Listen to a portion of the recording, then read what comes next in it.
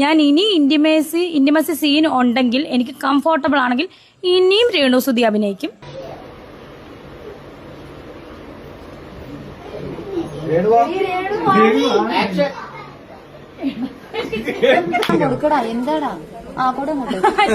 സാധാരണ അമ്മയും മക്കളും ആണെങ്കിൽ സൗന്ദര്യപ്പണക്കെങ്കിലും ഉണ്ടാവും ഇല്ലയോ? നിങ്ങളൊക്കെ എന്റെ അമ്മയോട് ഞാൻ ഇടയ്ക്കൊക്കെ പിണങ്ങിയിരിക്കും. Hi guys, welcome back. Renusuthi യൂണിവേഴ്സിലേക്ക് എല്ലാവർക്കും വീണ്ടും സ്വാഗതം. അത്ര റിലവന്റ് ടോപ്പിക്കും നല്ല താല്പര്യമുള്ള ആളുകൾ മാത്രം കണ്ടാൽ മതി. അപ്പോൾ കഴിഞ്ഞ ദിവസങ്ങളിൽ തന്നെ നമ്മുടെ രേണുസുതി ദാസേട്ടൻ കോഴിക്കോടൊക്കെ ചേർന്നുകൊണ്ട് ലിപ് ലോക്ക് എന്ന വ്യാജേന കടിച്ചുപറി കാണിച്ചുകൊണ്ട് ആൾക്കാരെ പറ്റിച്ചുകൊണ്ട് കുറച്ച് വീഡിയോസ് കാര്യങ്ങളൊക്കെ വന്നിട്ടുണ്ടായിരുന്നു. അപ്പം ഇതിനൊക്കെ ഞാൻ ഇനിയും ഇത്തരത്തിലുള്ള ഇന്റിമേറ്റ് സീൻസും കാര്യങ്ങളൊക്കെ ചെയ്യുമെന്ന് പറഞ്ഞുകൊണ്ട് പൂർവാധികം ശക്തിയോടുകൂടി തന്നെ രേണുസുതി ബിഗ് ബോസിന് മുന്നേ ഉള്ള തൻ്റെ പഴയ പ്രൗഢിയിലേക്ക് തിരിച്ചെത്തിയിരിക്കുകയാണ്. സുഹൃത്തുക്കളെ, ഇപ്പോൾ സോഷ്യൽ മീഡിയ തുറന്നാൽ മുഴുവൻ നമ്മുടെ രേണുക്കേനെ മാത്രമാണ് അവിടെ കാണാൻ സാധിക്കുക. അപ്പോൾ എന്നാണെങ്കിലും ഇതിനകത്തിലെ കഴിഞ്ഞ ദിവസങ്ങളിലൊക്കെ വന്നിരിക്കുന്ന കുറച്ച് സംഭവ വികാസങ്ങളുണ്ടായിരുന്നു. എല്ലാം നമുക്ക് ഈ ഒരു വീഡിയോക്കകത്തോടെ ജസ്റ്റ് റിയാക്ട് ചെയ്ത് വിടാം സുഹൃത്തുക്കളെ. ആദ്യം തന്നെ നമ്മുടെ ദാസേട്ടൻ കോഴിക്കോട് പറയുന്ന കുറച്ച് കാര്യങ്ങളുണ്ടായിരുന്നു. നമുക്ക് ദാസേട്ടൻ എന്താ പറയാനുള്ളത് എന്നുള്ളത് നമുക്ക് കേൾക്കാം. വിമർശനങ്ങളെ അന്നൊന്നും നമ്മൾ ആ രീതിയിൽ എടുത്തിട്ടുണ്ട്. ഞാൻ പിന്നെ അങ്ങനെ പ്രതികരിക്കാറില്ല. പക്ഷെ ഞങ്ങളെ മന്ദാരച്ചേരി എന്നാണ് ആൽബം, ഞങ്ങൾ അനുരേണും ചെയ്ത രണ്ടാമത്തെ ആൽബം. നല്ല രീതിയിൽ 5 ലക്ഷം വ്യൂസ് നല്ല രീതിയിൽ മുന്നോട്ട് വരും. അപ്പം അതില് ചില സീനുകൾ ഞങ്ങൾ എടുത്തിട്ടുണ്ടായിരുന്നു. പക്ഷെ ആ സീനുകള് ഒരു ഇന്റിമേറ്റ് സീനുകളൊക്കെ ആൽബത്തിന്റെ ഇതിൽ ചേരാത്തതുകൊണ്ട് ഞങ്ങളത് അതിലിടാൻ പറ്റിയില്ല. അതായത് നമ്മൾ വയലിൽ വരുന്ന സാധനത്തിലെടുത്ത് പെട്ടെന്ന് ഇടയിൽ ഒരു ബെഡ്റൂം സീൻ ഇട്ട് കഴിഞ്ഞാൽ ശരിയാവില്ല. അതുകൊണ്ട് ആ സീൻ ഞങ്ങൾ മാറ്റി വെച്ചു. ഞങ്ങളെ സമ്മതത്തോടു കൂടിയാണ് ആ സീന് ഡയറക്ടർ ഇട്ടത്. അത് നല്ല രീതിയിൽ വൈറലാവുകയും വിവാദങ്ങളാവുകയും ചെയ്തു. അപ്പം അതൊക്കെ ഓക്കെ, ആ വിവാദങ്ങൾ അംഗീകരിക്കും. പക്ഷെ ഇതിന്റെ വിവാദങ്ങളൊന്നും വന്നത് യൂട്യൂബേഴ്സിന് ആഘോഷിക്കുക അല്ലെങ്കിൽ അവർക്കൊരു കണ്ടന്റ് ചെയ്യാം. പക്ഷെ ഇല്ലാത്ത കാര്യങ്ങൾ പെരുപ്പിക്കുന്ന പല മലരന്മാർ യൂട്യൂബേഴ്സ് ഉണ്ട്. അവരുടെ പേരൊന്നും ഞാൻ പറയുന്നില്ല. ഈ പേര് പറയാതെ പറഞ്ഞുകൊണ്ട് ഇനി മുന്നോട്ടുള്ള ഒരു ക്ലിപ്പിൽ പുള്ളി ഒരാളെ പറ്റിയിട്ട് സംസാരിക്കണം. നമുക്ക് അതിലോട്ട് വരാം. അപ്പൊ ഇവിടെ ദാസേട്ടൻ ഇങ്ങനെ സോഷ്യൽ മീഡിയയിലൂടെ അപരാധങ്ങളൊക്കെ ഇങ്ങനെ കാണിച്ചു കൂട്ടുമ്പോഴത്തേക്കിനും ഒരുപാട് ആളുകൾ ദാസേട്ടനെ ഇത്തരത്തിൽ കളിയാക്കുന്നുണ്ട്. ആ കൂട്ടത്തിൽ ഞാനും ഉണ്ട്. പിന്നെ ഇവിടെ പറഞ്ഞേക്കുന്ന കാര്യങ്ങൾ കേട്ടില്ല. മന്ദാരച്ചയില് ഇവരുടെ ആ ഒരു ആൽബത്തിനകത്ത് അങ്ങനെ ഒരു ഇന്റിമേറ്റ് സീന് സത്യം പറഞ്ഞാല് ആ ഒരു ഇവര് വയലേക്കൂടെ നടന്നിട്ട് അതിനകത്ത് ഉൾപ്പെടുത്താൻ പറ്റാത്തൊരു സംഭവമാണ്. അതുകൊണ്ട് കട്ട് ചെയ്ത് മാറ്റി എന്നുള്ളതാണ് ഇവരോട് പറഞ്ഞിരിക്കുന്നത്. അന്ന് ഞാൻ ഇവർ ഈ ഒരു ആൽബം റോസ്റ്റ് ചെയ്തൊരു വീഡിയോ ഇട്ടിട്ടുണ്ടായിരുന്നു. അതിനകത്തുള്ള സ്റ്റോറി എന്താണെന്ന് വെച്ചാൽ ഇത്രയേ ഉള്ളൂ. തളർവാദം വന്ന് തളർന്ന് കിടക്കുന്ന ഒരു ഭർത്താവുള്ള ഒരു സ്ത്രീയാണ് രേണുസുതി. ഇതിനകത്ത് ക്യാരക്ടേഴ്സിനെ പറ്റി മാത്രമാണ് പറയുന്നത്, വ്യക്തികളെ പറ്റിയല്ല. അപ്പം ആ ഒരു ക്യാരക്ടറാണ് രേണുസുതി. അപ്പം മക്കളും ഉണ്ട്. ഇതിനി റിയൽ ലൈഫ് സ്റ്റോറിയിൽ നിന്ന് ഇൻസ്പയർഡ് ആയിട്ട് എടുത്തേക്കുന്ന കണ്ടന്റ് ആണോ എന്നുള്ളത് നമുക്ക് അറിയത്തില്ല. അതിനകത്ത് എന്താണെങ്കിലും അങ്ങനെ ഒരു വ്യക്തിയാണ്. പക്ഷെ ദാസേട്ടനെ വയലിൽ വെച്ച് കാണുമ്പോഴത്തേക്ക് തെന്നി അടിച്ചു വീഴുന്നത് രേണുസുതിനെ കാണുമ്പോൾ ഉള്ളിൽ നിന്നും ആനർഘ നിർഗളമായിട്ടുള്ള ഒരു പ്രണയത്തിന്റെ പ്രഭാവലയങ്ങൾ ദാസേട്ടനെ ചുറ്റും ഇങ്ങനെ വീഴുകയും പിന്നീട് രേണുസുതിയിലോട്ട് പകർന്നു കൊടുക്കുകയും രേണുസുതി തിരിച്ചു നോക്കിയിട്ട് ആദ്യം ഇങ്ങനെ ദേശിച്ച് കലിപ്പിച്ചൊക്കെ കാണിച്ചു പോയിട്ട് തിരിച്ചു നോക്കിയിട്ട് ദാസേട്ട എന്താണ് ഇങ്ങനെയൊക്കെ കാണിച്ചിട്ടൊക്കെയാണ് രേണുസുതി പോകുന്നത്. അപ്പൊ അവർക്കിടയിലുള്ള ഒരു പ്രണയത്തിന്റെ ആ ഒരു വിത്തുകൾ ഇങ്ങനെ പൊട്ടിമുളയ്ക്കുന്ന ഒരു രംഗങ്ങളായിരുന്നു നമ്മൾ കണ്ടിട്ടുണ്ടായിരുന്നു. ഒപ്പം തന്നെ നടു റോഡിൽ വെച്ച് ദാസേട്ടൻ മുണ്ട് പൊക്കി കാണിച്ചു. അതായത് ഈ റൊമാൻറ്റിക് കാണിച്ചാണ് ഇങ്ങനെ മുണ്ടൊക്കെ പൊക്കി കാണിച്ചത്. അന്ന് നമ്മൾ റോസ്റ്റ് ചെയ്തിട്ടുണ്ട്, ആ വീഡിയോ കണ്ടവർക്കറിയാം. അപ്പം അങ്ങനെയൊക്കെ കാണിച്ചിട്ടുണ്ടായിരുന്നു. അപ്പൊ ഇങ്ങനെയൊക്കെ നടന്നേക്കുന്ന ഒരു വ്യക്തിയാണ്. അപ്പം ലാസ്റ്റാണ് ദാസേട്ടൻ മനസ്സിലാക്കുന്നത് പുള്ളിക്കാരിക്ക് വേറൊരു ഹസ്ബൻഡ് ഉണ്ട്, തളർവാദം വന്ന് കിടക്കാന്ന് പറഞ്ഞാൽ അങ്ങനെ തിരിച്ച് സാഡായിട്ട് പോവാണ്.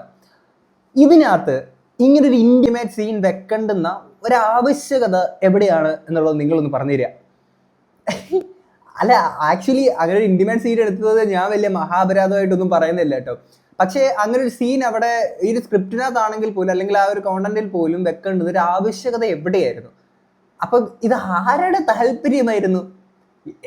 അല്ല, ഈ എല്ലാവരുടെയും മുന്നിൽ വെച്ച് നമ്മളൊരു പരിപാടി കാണിക്കുമ്പോഴത്തേക്കിനാ ഇതിന്റെ അല്ലേ എന്നൊക്കെ ആൾക്കാർ വിചാരിച്ചെങ്കിൽ പൊക്കോളും. അല്ല, മറ്റെന്തെങ്കിലും ദുരുദ്ദേശം നിങ്ങൾക്ക് ഉണ്ടായിരുന്നു? കുറുമ്പിത്തിരി കൂടുന്നുണ്ട്. അതാണെങ്കിലും ദാസേട്ടനെ കൊണ്ട് ഈ ഡയറക്ടർ കഷ്ടപ്പെട്ട് അഭിനയിപ്പിക്കുന്ന മറ്റൊരു സീൻ കൂടി നമുക്ക് കാണാം സുഹൃത്തുക്കളെ.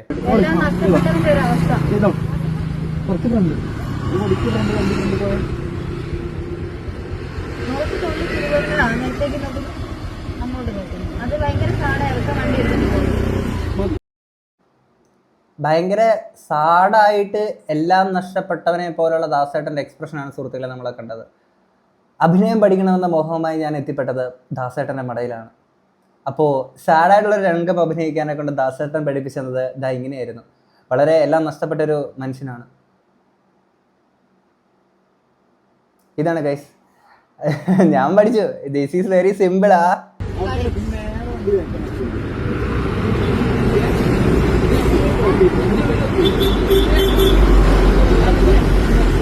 രേണുസുതി തനിക്കൊണം കാണിക്കരുത്, ഇത് അഭിനയമാണ്. അതിൻ്റെ ഇടയിൽ കൂടെ റിയൽ ക്യാരക്ടറിലോട്ട് പോവുകയാണ്. റൊമാൻറ്റിക് ആയിട്ട് ഇങ്ങനെ കാണിച്ചിട്ട് ഇങ്ങനെയൊക്കെ കാണിക്കുമ്പോൾ പറഞ്ഞിട്ടുണ്ട്, ഷൂട്ടിംഗ് സെറ്റിൽ ചെല്ലുമ്പോൾ നിങ്ങളുടെ യഥാർത്ഥ സ്വഭാവം വീട്ടിൽ വെച്ചിട്ട് വരണമെന്നുള്ളൂ. ഒരുമാതിരി ചന്ത സ്വഭാവം കാണിക്കരുത്. ഞാൻ ഇനി ഇന്റിമസി സീൻ ഉണ്ടെങ്കിൽ എനിക്ക് കംഫോർട്ടബിൾ ആണെങ്കിൽ ഇനിയും രേണുസുതി അഭിനയിക്കും. എനിക്ക് കംഫോർട്ടബിൾ ആയിട്ടുള്ള സീനാണെങ്കിൽ രേണുസുതി അഭിനയിക്കും. അത്രേ ഉള്ളൂ. രേണുക്കൊക്കെ കംഫോർട്ടബിൾ ആയിട്ടുള്ള സീൻസ് ഒക്കെ അഭിനയിക്കുന്നതിൽ ഇപ്പം എന്താണ് പ്രശ്നം? കംഫർട്ട് ആയാലും ഹാർപ്പിക്കാണെങ്കിലും കാണുന്ന ആൾക്കാർക്ക് പ്രശ്നം കൊണ്ട് ആവശ്യമില്ല. എന്തിനടി നിങ്ങൾ എന്തിനിങ്ങനെ അൺകംഫോർട്ടബിൾ ആകുന്നു? നിങ്ങൾ അങ്ങനെ അൺകംഫോർട്ടബിൾ ആവരുത്. കാരണം രേണുവൊക്കെ അവിടെ കംഫോർട്ടബിൾ ആണ്. പിന്നെ നിങ്ങൾക്ക് എന്താണ് ഇത്ര പ്രശ്നം? അല്ലേ? അല്ല, ഇനി രേണുവൊക്കെ പറഞ്ഞേക്കുന്ന അടുത്ത ഇന്റിമേറ്റ് സീൻസ് ഉണ്ട്, നമുക്ക് അതുകൂടെ കാണാം സുഹൃത്തുക്കളെ.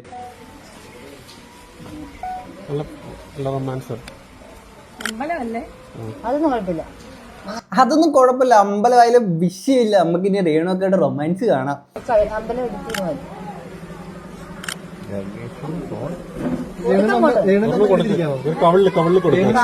അങ്ങോട്ട് കൊടുക്കൂ കുമാരി കേട്ടോ. എന്താടാ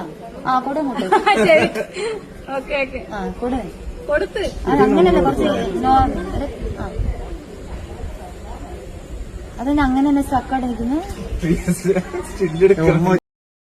ഗൈസ്, ആക്ച്വലി ഞാൻ അങ്ങനെ ചിച്ചി വീഡിയോ കാണുന്ന ഒരു വ്യക്തിയല്ല. പക്ഷെ ഇത് കുഴപ്പമില്ലാത്ത കംഫർട്ടബിൾ ആയിട്ടുള്ള വീഡിയോ ആണ് രേണുക്കയുടെ. അത് നിങ്ങൾ തെറ്റിദ്ധരിക്കാതിരിക്കല്ലേ എന്നെ. ഞാൻ അങ്ങനത്തെ ഒരു കളങ്കമുള്ളൊരു വ്യക്തി അല്ല. ഉമ്മ പരിചയമില്ലാത്തോണ്ടല്ലേ? പരിചയമില്ലല്ലോ ആരോടാ അല്ലേ? ഉണ്ടോ? ഞാനില്ലാത്ത വിചാരിച്ചു.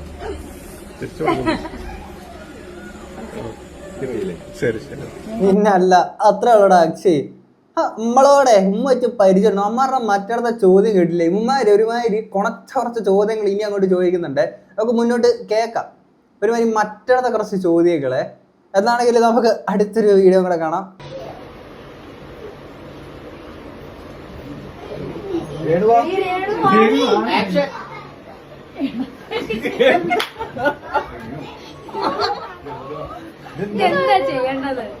അത് തന്നെ, എന്താ ചെയ്യണ്ടേന്ന് രേണുവൊക്കെ അറിയത്തില്ലടി. രേണുവൊക്കെ എടുത്ത് ആ സീൻ ചെയ്യാൻ പറഞ്ഞ രേണുവൊക്കെ കിടിലൊക്കെയാണ്. പിന്നെ അല്ല, രേണുവൊക്കെ പറഞ്ഞ പോലെ തന്നെ എടി ലിപ് ലോക്ക് കടിച്ചുവരി ഇത് എനിക്ക് മാത്രം അവകാശപ്പെട്ടത്. നിങ്ങൾ ആരിത് വന്ന് ചെയ്യാനെ കൊണ്ട്? ഞാൻ അഭിനയിക്കുന്ന ഒരു സെറ്റിൽ മറ്റൊരാൾക്ക് ഇങ്ങനെ ഒരു കടിച്ചുപറി സീൻ കൊടുത്തേക്കുന്നത് എനിക്ക് ഒക്കത്തില്ല. കാര്യം അവരെ ലിപ് ലോക്ക് ചെയ്ത് പറഞ്ഞാലോ. കാര്യം രേണുവൊക്കെ കടിച്ചുപറിയാണ് മെയിൻ. അല്ല, ഇതിൻ്റെ ഇടയ്ക്ക് ഒരാൾ വന്നിട്ട് പോയത് നിങ്ങൾ കണ്ടത്? ഇടയ്ക്കൂടെ വന്ന് കുമ്മൻ അടിച്ചിട്ട് പോയേക്കുന്നത്. ഇതൊക്കെ ആര്? ഇത് സത്യത്തിൽ ഇത് എന്തിന്റെ ഷൂട്ടാണ്? എനിക്ക് ഇപ്പൊ I want the complete list before the sunrise. Next video. പക്ഷേ ഞാൻ ഫ്ലാറ്റിലാന്നുള്ള കാര്യം ഇപ്പൊ പബ്ലിസിറ്റി ആയി. ഇപ്പൊ ഒരു ഫ്ലാറ്റിലായിരുന്നു. നമുക്കല്ലേ അറിയത്തുള്ളൂ എന്താ സത്യാവസ്ഥ. നിങ്ങളൊരു ഫ്ലാറ്റിൽ എത്ര കാലം ഉണ്ടായിരുന്നു? ഞങ്ങൾ എത്ര ദിവസം ഉണ്ടായിരുന്നു? കുറച്ച് ദിവസങ്ങള്. അത് ചേച്ചി കൊച്ചിയിൽ വരുമ്പോ നിക്കാൻ വേണ്ടി അങ്ങനെ വരും, ഞങ്ങളൊന്ന് കറങ്ങും എന്നൊക്കെ, അങ്ങനത്തെ പരിപാടികളൊക്കെ.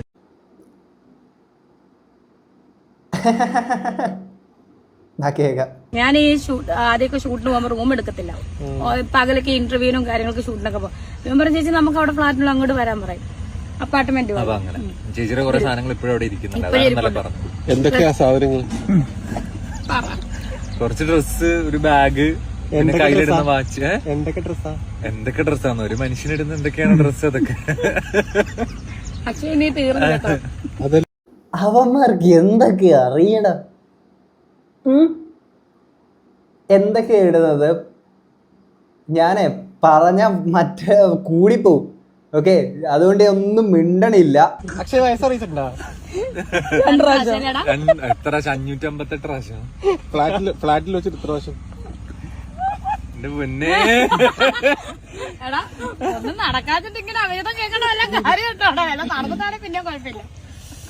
പക്ഷേ രേണുവൊക്കെ ഇതിനകത്തൊക്കെ കംഫർട്ടബിൾ ആണ് ഗൈസ്. ഇത് ഇന്റിമേറ്റ് സീറ്റ് അഭിനയിക്കുന്നതിൽ മാത്രമല്ല, ഇങ്ങനെയുള്ള ചോദ്യശരങ്ങൾ കേൾക്കാനും രേണുവൊക്കെ കംഫർട്ടബിൾ ആണ്. പിന്നെ എനിക്ക് അക്ഷയുടെ കാര്യം ഞാൻ കഴിഞ്ഞ വീഡിയോയിലും പറഞ്ഞു. അക്ഷയൻ്റെ സുഹൃത്താണ്. മുമ്പ് അത് നല്ല രീതിയിൽ ഈ ഒരു ആക്ടിങ് ഇവിടെ നല്ല രീതിയിൽ അവൻ സ്ട്രഗിൾ ചെയ്യുന്നുണ്ട്. അപ്പം അവന് കുറച്ചുകൂടെ വിസിബിലിറ്റി കിട്ടിയിരിക്കുന്ന ഈ ഒരു അടുത്ത് ഇപ്പോൾ രേണു സുധിയുടെ ഒപ്പം ഉള്ള ഒരു സംഭവമാണ്. അപ്പം ഞാൻ കഴിഞ്ഞ വീഡിയോയിലും പറഞ്ഞിരുന്നു, അളിയ ഒരു നെഗ് രീതിയിലുള്ള ഒരു ഫെമിലിയാരിറ്റി അതായിരിക്കും വരിക. പിന്നെ അളിയനത് പോസിറ്റീവ് ആക്കി എടുക്കുക എന്നുള്ളത് മാത്രമേ ഉള്ളൂ. എന്താണെങ്കിലും അളിയൻ എന്താണെങ്കിലും അടുത്ത വർക്കുകൾ പിടിച്ചിട്ട് മുന്നോട്ട് പോവുക എന്നുള്ളത് മാത്രമേ ഉള്ളൂ. എന്താണെങ്കിലും നമുക്ക് രേണുക്കയും ദാസേട്ടൻ കോഴിക്കോടുള്ള അടുത്ത വീഡിയോ ആണോ. ദാസേട്ടനും വൈഫും തെറ്റി, വൈഫും രേണുവിനെ തല്ലി. ഒരു മലരൻ യൂട്യൂബർ, അവന്റെ പേര് ഞാൻ പറയും, അവന്റെ പേര് പറഞ്ഞാൽ അവൻ രക്ഷപ്പെടും. വേണ്ട, രക്ഷപ്പെടണ്ട. ഇട്ട സാധനമാണ്. വേറെ നമ്മള് ആൽബത്തിൽ അഭിനയിച്ച കാര്യങ്ങളൊക്കെ നമ്മൾ എല്ലാവരും കണ്ടതാണ്. പക്ഷെ ഇതുപോലെ ഒന്നും സംഭവിക്കാത്ത കാര്യങ്ങളെ പറ്റി സംഭവിക്കാന്ന് പറയുന്ന സമയത്ത് ഈ പേര് പറഞ്ഞാൽ പോരാ ആൾക്കാർ. ആൽബത്തിന്റെ കാര്യം മിണ്ടല്ലേ ദാസേട്ട. സ്റ്റോറിയായിട്ട് ഒരു ബന്ധമില്ലാത്തൊരു ഇന്റിമേറ്റ് സീറ്റ് ആർക്ക് വേണ്ടി, എന്തിനു വേണ്ടി നിങ്ങളത് ഷൂട്ട് ചെയ്ത് വെച്ചു? പുറമേ കാണുമ്പോൾ ആർക്ക് സംശയമൊന്നും തോന്നുന്നത് ആൽബത്തിന് വേണ്ടി ഷൂട്ട് ചെയ്തതല്ലേ, അത് പറഞ്ഞാൽ മതിയല്ലോ. പിന്നെ ഇതിനകത്ത് ഈ പറഞ്ഞേക്കുന്ന യൂട്യൂബർ അതുലേട്ടനെയാണ് പറഞ്ഞേക്കുന്ന, പേര് പറഞ്ഞിട്ടില്ല എന്നുള്ളത് മാത്രമേ ഉള്ളൂ. അതിലേട്ടൻ ഇതിനെ പറ്റിയിട്ട് രാവിലെ ഒരു വീഡിയോ ചെയ്തിട്ടുണ്ടായിരുന്നു. നമ്മുടെ വീട്ടിലുള്ളവരെ പറയുമ്പോഴാണ് നമുക്ക് ആവശ്യമില്ലാത്ത കാര്യങ്ങൾ പറയാൻ പാടില്ല. തെറ്റി, രേണുവിനെ പോയി തല്ലി, എന്റെ ഭാര്യ, എന്തൊക്കെ അസംബന്ധങ്ങളാണ് പറഞ്ഞത്. പിന്നെ അയാൾ മറ്റ് യൂട്യൂബേഴ്സിന്റെ സുഹൃത്തുക്കള് അന്യ സമയത്ത് ഇവനെന്തോ കാര്യമായ സുഖമില്ലാത്ത ഒരാളാണ് എന്നോട് പറഞ്ഞത്. അതുകൊണ്ട് പിന്നെ നമ്മളത് ഇടപെട്ടില്ല. അവന്റെ പേര് ഞാൻ പറയുന്നില്ല, ചാനലിന്റെ പേര് പറയില്ല. അങ്ങനെ പറഞ്ഞാൽ കുറച്ചുകൂടി ഫേമസ് ആവും. അങ്ങനെ ഫേമസ് ആവണ്ട, വേറെ ആളെ ഔദാര്യം കൊണ്ട്. ഈ ഫേമസ് ആവണ്ടെന്നൊക്കെ നിങ്ങൾ പറയുമ്പോൾ പുറകിൽ ഒരാൾ അവിടെ ചിരിച്ചോണ്ടിരിക്കുന്നുണ്ട്. ഭർത്താവ് മരണപ്പെട്ടതിന്റെ ഒരൊറ്റ കാരണം കൊണ്ട് ഫേമസ് അയക്കുന്ന ഒരേ ഒരു വ്യക്തി നമ്മുടെ പരിചയത്തിൽ അത് രേണുസുതിയാണ്. എല്ലാം സുധിച്ചേട്ടന് വേണ്ടിയിട്ടാണ്, എല്ലാം സുധിച്ചേട്ടന് വേണ്ടിയിട്ടാണ്. പിന്നെ ഈ വീട്ടുകാരെ പറയുന്ന ഇങ്ങനൊരു സാധനം പറയുമ്പോഴത്തേക്കിന് കിച്ചുവിനെ പറ്റിയിട്ട് പറഞ്ഞേക്കുന്ന ഒരു സാധനം ഉണ്ടായിരുന്നു, നമുക്ക് അതുകൂടെ കേൾക്കാം. കിച്ചുവും രേണുവും തമ്മിൽ പല പ്രശ്നങ്ങളുണ്ട്, അവര് ഉടക്കിലാണ് കാര്യങ്ങൾ. അതിനെക്കുറിച്ച് ചേച്ചിക്ക് എന്താണ്? ഒരടക്കമില്ല. പിന്നെ ഒരു സാധാരണ അമ്മയും മക്കളും ആണെങ്കിൽ സൗന്ദര്യപ്പണക്കമെങ്കിലും ഉണ്ടാവും, ഇല്ലയോ? നിങ്ങളൊക്കെ നമ്മളൊക്കെ, എൻ്റെ അമ്മയോട് ഞാൻ ഇടയ്ക്കൊക്കെ പിണങ്ങിയിരിക്കും. ഞങ്ങൾ തമ്മിൽ സൗന്ദര്യപ്പണക്കം പോലും ഇല്ല, പിന്നെ എവിടെയാ പിണക്കം എനിക്കറിയില്ല. അതാണ്, സൗന്ദര്യപ്പണക്കം അവർക്ക് ഇല്ല എന്നുള്ളത് മാത്രമേ ഉള്ളൂ. ഇനി മറ്റെന്തെങ്കിലും പിണക്കുണ്ടോ ഇല്ലോ എന്നുള്ളത് നമുക്കറിയത്തില്ല. എന്നാണെങ്കിലും കിച്ചുവും നമ്മുടെ കൊല്ലം സുധിയൊക്കെ ആണെങ്കിൽ പോലും രേണുസുധി ഇപ്പോൾ കാണിക്കുന്ന കാര്യങ്ങളൊക്കെ കണ്ടുകൊണ്ട് വളരെ മനോഹരമായിട്ട് സന്തോഷമായിട്ട് ഹാപ്പി ആയിട്ട് ഇരിക്കുന്നുണ്ടാവും. ഇവർ ചെയ്യുന്ന വർക്കിനെ അല്ലാട്ടോ ഞാൻ പറഞ്ഞത്, ഓൺലൈൻ മീഡിയാസിന്റെ ഒക്കെ മുന്നിൽ കാണിച്ചു കൂട്ടുന്ന അവരതുകൾ കേട്ടു.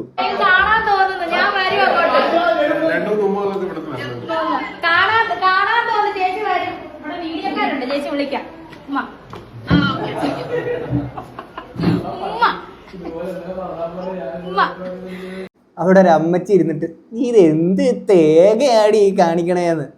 ആദിലാനൂറ, അയ്യോ എനിക്ക് ഭയങ്കര, എത്ര നാളായി കണ്ടിട്ട് അവരെ, ഭയങ്കര ഇഷ്ടമായിരുന്നു. ആദിലെന്ന് പറഞ്ഞു എത്ര നാളായില്ല കണ്ടിട്ട്. ഞാൻ കഴിഞ്ഞ വീടിക്കത്തൊരു സാധനം പറഞ്ഞില്ല, ദുബായില്, സാധാ ദുബായ് അല്ല ദുബായില് എന്ന് പറയുന്ന പോലത്തെ സാധനമാണ് ആദിലെന്നൂറേ.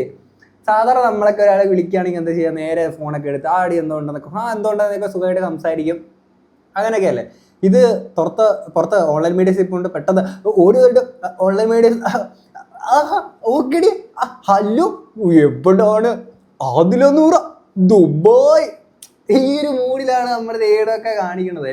അല്ല, ഞാനൊരു കാര്യം ചോദിക്കട്ടെ, ഈ ഓൺലൈൻ മീഡിയസിന്റെ തീറ്റയും കൂടി ഉറക്കമൊക്കെ ഇപ്പോൾ രേണുവൊക്കെയുടെ വീട്ടില?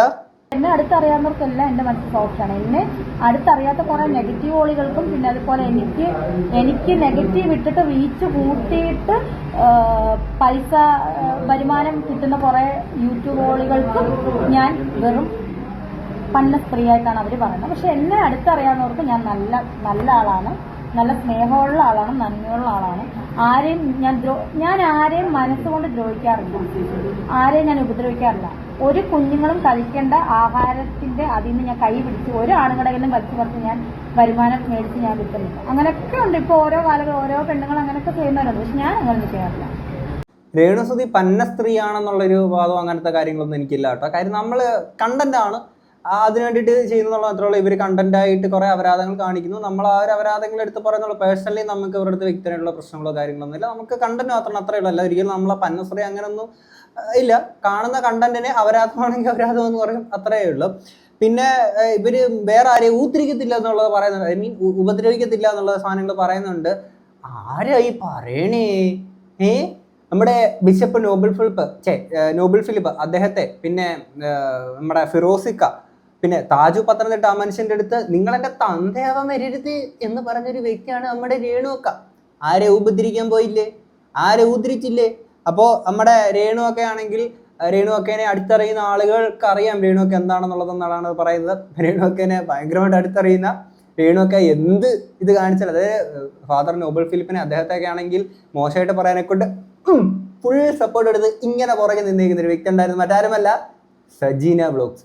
ഏറ്റവും അടുത്ത ഒരു സുഹൃത്ത്, ആത്മാർത്ഥ സുഹൃത്തായിട്ടുള്ള സജീന വ്ളോഗ്സ് ഇപ്പൊ പറയുന്നുണ്ടെന്നുള്ളത് നമുക്ക് കേൾക്കാം. കഴിഞ്ഞ് അവളുമായിട്ട് സംസാരിച്ച് കഴിഞ്ഞപ്പോൾ കുറച്ച് കാര്യങ്ങൾ ഞാൻ പറഞ്ഞു കൊടുത്തപ്പോൾ ആ തെറ്റ് എന്താണെന്ന് രേണുവിന് മനസ്സിലായി. എൻ്റെ അടുത്ത് പറഞ്ഞു, ചേച്ചി ഞാൻ അത് അത്രയ്ക്ക് അങ്ങോട്ട് ചിന്തിച്ചില്ല ചേച്ചി, സോറി, ഞാൻ ഇനി ശ്രദ്ധിച്ചോളാം. ഇപ്പൊ ഞാൻ പറയുന്ന തുടക്കം മുതലേ ഞാൻ സപ്പോർട്ടായിട്ടാണ് രേണുവിന് സപ്പോർട്ടായിട്ടാണ് നിന്നത്. ഒറ്റയടിക്ക് നമുക്ക് കൊണ്ട് കുഴി തള്ളിയിടാൻ പറ്റത്തില്ല. അത് ആത്മാർത്ഥമായിട്ട് സ്നേഹിക്കുന്നു എന്ന് പറയുന്ന ഒരു ഫ്രണ്ടിനും പറ്റില്ല. പിന്നെ രേണു എന്നെ ആത്മാർത്ഥമായിട്ട് സ്നേഹിക്കുന്നുണ്ടോ ഇല്ല എന്നുള്ളത് അത് അവരുടെ വിഷയമാണ്. പക്ഷെ ഞാനെന്ന് പറഞ്ഞാൽ എനിക്ക് രേണുവിൻ്റെ അടുത്ത് ആത്മാർത്ഥ സ്നേഹം ഉള്ളതുകൊണ്ട് തന്നെയാണ് ഇത്രയും പ്രശ്നങ്ങൾ ഉണ്ടായിട്ട് ഞാൻ രേണു സുധിയെ സപ്പോർട്ട് ചെയ്തുകൊണ്ട് നിൽക്കുന്നത്. പിന്നെ അത് അന്നേരം പിന്നെ രേണു സുധി അന്നേരം നമ്മളൊരു കാര്യം അറിഞ്ഞ് നമ്മളത് പറഞ്ഞു കൊടുത്തത് തെറ്റാണ് ചേച്ചി, ഞാൻ തിരുത്താം എന്ന് പറഞ്ഞു. കാരണം എനിക്ക് ഇതുപോലെ വേറൊരു അനുഭവം ഉണ്ട്. ബിഷപ്പിന്റെ കാര്യത്തിൽ ഇതേ കണക്ക് രേണു സുധി, ഇനി നീ ബിഷപ്പിന്റെ കാര്യം അവരുടെ ചോദ്യങ്ങൾ പോലും ചോദിക്കരുതെന്ന് പറഞ്ഞ് നീ വിലക്കണം, ഇനി നീ അങ്ങനെ അതിനെക്കുറിച്ച് സംസാരിക്കാൻ ചെയ്യരുത് എന്ന് ഞാൻ ശക്തമായ രീതിയിൽ പറഞ്ഞു കൊടുത്തപ്പോൾ രേണു സുധി അതനുസരിച്ചു. ആണോ? അപ്പോൾ നമ്മൾ പെട്ടെന്ന് ഒരാളെ അങ്ങ് കുഴിയിലോട്ടങ്ങ് തള്ളിവിട്ടിട്ട് പോകുന്നത് ശരിയല്ല. എൻ്റെ മനസ്സാണ് ഞാൻ പറയുന്നത്, നിങ്ങൾക്ക് ഇഷ്ടപ്പെട്ടാൽ ഇഷ്ടപ്പെട്ടില്ലേ. അപ്പോൾ നമ്മൾ ആദ്യം ഒന്ന് പറഞ്ഞു കൊടുത്തപ്പോൾ അത് അക്സെപ്റ്റ് ചെയ്തു. അത് ചെയ്തിട്ട് വീണ്ടും അതേ രീതിയിലുള്ള പ്രവൃത്തിയാണ് കാണിക്കുന്നതെങ്കിൽ നമുക്ക് പൂർണ്ണമായിട്ടും വേണ്ടാന്ന് വയ്ക്കാം. ഈ പറഞ്ഞ നമുക്ക് തൂക്കിക്കൊല്ലാൻ വിധിക്കുന്ന ഒരാളെടുത്തും അവസാനത്തെ ആഗ്രഹം എന്താണെന്ന് ഒരു പ്രാവശ്യം ചോദിക്കും കോടതി, ചോദിക്കത്തില്ലേ? അതുപോലെ നമ്മൾ ഈ പറയുന്ന അക്സെപ്റ്റ് ചെയ്യാൻ അവൾ പറ്റുമെങ്കിൽ ഒരു സുഹൃത്ത് എന്ന നിലയിൽ അവളെ നേരെയാക്കാൻ പറ്റിയ അതിൽ ഞാനൊരു നന്മ കാണുന്നുണ്ട്. മായാജാലത്തിൽ പറഞ്ഞു നടക്കും, ഞാൻ ആരാടാണെന്നുള്ളൊരു ഭാവം ആ കൊച്ചിനുണ്ട്. അതല്ല, ആൾക്കാരുടെ സ്നേഹവും അവരുടെ പിന്നെ സപ്പോർട്ടും ഉണ്ടെങ്കിൽ മാത്രമേ ഈ ഫീൽഡിൽ നിലനിന്ന് പോകാൻ പറ്റൂ എന്ന് രേണുസുധിയെ മനസ്സിലാക്കി കൊടുക്കാൻ കൂടെ വേണ്ടിയിട്ടാണ് ഞാനിത് പറയുന്നത്. അപ്പം നമ്മളെ വാക്കിനെ പുല്ല് വരെ കൽപ്പിച്ച് എനിക്കിഷ്ടമുള്ള ഞാൻ ചെയ്യും, അത് നിങ്ങളാരും എന്നുള്ള ആറ്റിറ്റ്യൂഡ് രേണുവിൻ്റെ ഭാഗത്തുനിന്ന് വന്നാൽ നീ നിന്റെ കാര്യം നോക്കടി, നിന്നെ വിളിപ്പിച്ചിട്ട് എനിക്ക് എന്താ കാര്യം സാധിക്കാനാ, നീ നിന്റെ വഴിക്ക് പോടി, നിന്നെ എങ്ങനെ പോയാലും എനിക്കെന്താ. ഈ ഒരു ഡയലോഗോട് കൂടി സജീന ഈ ഇവിടെ നിർത്തും. വ്ലോഗ് നിർത്തത്തില്ല, രേണു സുധി എന്ന് പറയുന്ന കണ്ടന്റ് നിർത്തും. പിന്നെ അവളെ കുറിച്ച് വീണ്ടും അങ്ങോട്ട് പിന്നെ നെഗറ്റീവ് പറയാനോ ഒന്നിനും വരില്ല. അവൾ ആ സ്റ്റോപ്പ്, ആ ഒരു കണ്ടന്റ്, ആ ഒരു വിഷയം, രേണു സുധി എന്ന് പറയുന്ന ഒരു വിഷയം സജീന അവിടെ സ്റ്റോപ്പ് ചെയ്യും. എനിക്ക് ഒരു മനുഷ്യരെയും പേടിക്കണ്ട, യാതൊരു ഒത്തിരി പേടിക്കണ്ട. അവരുടെ കൈ ഇത് തന്നെയല്ലേ നമ്മളെല്ലാവരും നേരത്തെ പറഞ്ഞുകൊണ്ടിരുന്നത്? ഇപ്പോഴാണോ രേണുസുധീനെ പറ്റിയിട്ട് ഇങ്ങനെയൊക്കെ മനസ്സിലായത്? എൻ്റെ പൊന്നി ചേച്ചി, എന്താ ഇതൊക്കെ? എന്താണെങ്കിലും തിരിച്ചറിവ് വളരെ നല്ലതാണ്, മനോഹരമായിട്ടുണ്ട്. രേണുസുധീനെ വളരെ അടുത്തറിയുന്ന ആളുകളാണ് ഇങ്ങനെയൊക്കെ ഒന്ന് പറയുന്നത്. മുമ്പൊരിക്കൽ ഒരാളുണ്ടായിരുന്നു, നിമിഷ ബീജോ. അന്ന് അവരും രേണുസുധിക്കെതിരെ തന്നെ പറഞ്ഞിരുന്നു. അപ്പോൾ രേണുസുധി പറഞ്ഞതൊക്കെയാണല്ലോ മനസ്സിലായല്ലോ. അതായത് ഈ പറയുന്ന റീച്ചിന് ലൈം ലൈറ്റിന് വേണ്ടിയിട്ട് തന്നെ കാണിച്ചു കൂട്ടുന്ന അപരാധങ്ങളാണ്. അപ്പം അതിനെ മാത്രമേ നമ്മൾ പറയുന്നുള്ളൂ. നമുക്ക് വ്യക്തിപരമായിട്ട് രേണുസുധിയെ എടുത്ത് പന്നസ്ത്രീയാന്ന് അങ്ങനൊന്നും ഇല്ല കേട്ടോ. നിങ്ങൾ നിങ്ങളുടെ വർക്ക് ചെയ്യുക, പോവുക, പിന്നെ ഇതുപോലെ ഇടയ്ക്ക് ഓൺലൈൻ മീഡിയാസിൻ്റെ മുന്നിൽ പോയി ഓരോ അപരാധങ്ങൾ കാണിക്കുക, നമ്മൾ അത് വെച്ച് ഇതുപോലത്തെ കണ്ടന്റ് ചെയ്യും, അത്രേ ഉള്ളൂ. എന്നാണെങ്കിൽ ഇത്രയൊക്കെ ആയിട്ട് നിങ്ങൾക്ക് എന്താ തോന്നുന്നുള്ളത് തീർച്ചയായും കമന്റ് ബോക്സിൽ പറയാം. നമുക്ക് അടുത്തൊരു വീഡിയോ ആയിട്ടാണ്. അപ്പോൾ ശരി, ബൈ.